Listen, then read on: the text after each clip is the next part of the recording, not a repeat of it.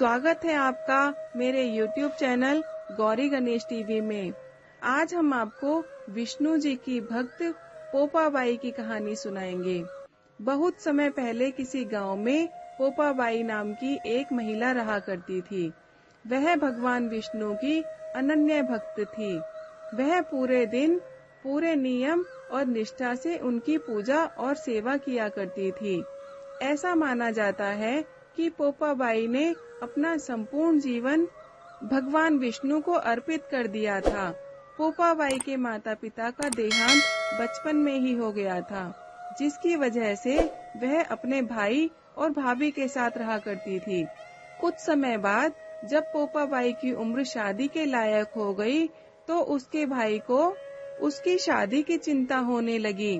भाई ने कई रिश्ते उसके लिए लेकर आए, लेकिन पोपाबाई ने सभी को मना कर देती। इस तरह कुछ दिन बाद जब पोपाबाई का भाई एक रिश्ता लेकर आया, तो उसने उसे भी शादी करने से मना कर दिया। यह देख पोपाबाई का भाई क्रोधित हो उठा और जब लड़के वाले उसके यहाँ से चले गए, तो उसने अपनी बहन से कहा कि आज से तुम किसी तरह का पूजा पाठ नहीं करोगी।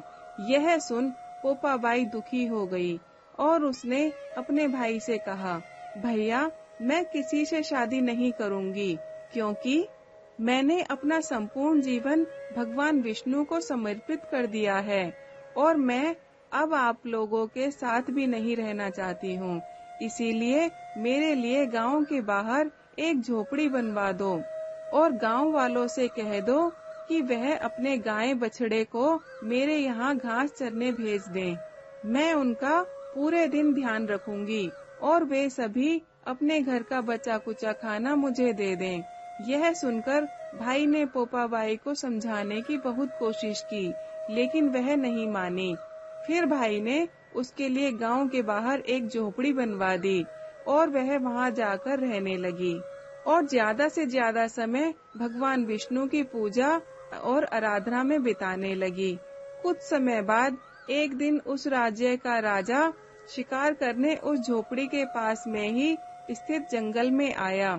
उसने रास्ते में स्थित उस झोपड़ी को देखकर वहीं रुक गया।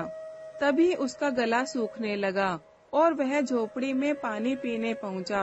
राजा झोपड़ी के पास जाकर आवाज लगाने लगा, कोई है, कोई है। लेकिन जब काफी देर तक झोपड़ी के अंदर से कोई आवाज नहीं आई, तो पुनः राजा लगातार आवाज लगाने लगा।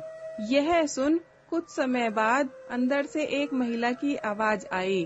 वह बोली, आप कौन हैं और यहाँ क्या करने आए हैं? उधर उस मधुर आवाज को सुनकर राजा पानी पीना भूल गया और उस मधुर आवाज में मोहित हो गया और मन ही मन सोचने लगा कि इतनी मधुर आवाज वाली खुद कितनी सुंदर होगी। फिर राजा ने उससे कहा, मैं यहाँ का राजा हूँ और तुम्हारे साथ विवाह करूँगा। यह सुन पोपाबाई बोली, राजन, जहाँ से आप आए हैं वहीं आदर पूर्वक लौट जाइए, क्योंकि मैं किसी पुरुष का मुख नहीं देखती। शादी करना तो दूर की बात है, अपने मन से यह ख्याल भी निकाल दीजिए। पोपाबाई के मुंह से ऐसी बातें सुनकर राजा और भी प्रसन्न हो गया और झोपड़ी के अंदर जाकर पोपाबाई को जबरदस्ती अपने साथ राजमहल ले गया। रास्ते में पोपाबाई ने काफी विरोध किया, परंतु राजा के सामने उसकी एक न चली। परंतु जब वह राजा के साथ राजमहल पहुंची, तो उसने क्रोध में आकर राजा को श्राप दे दिया कि तुम्हारा राजपाट सब नष्ट हो जाएगा।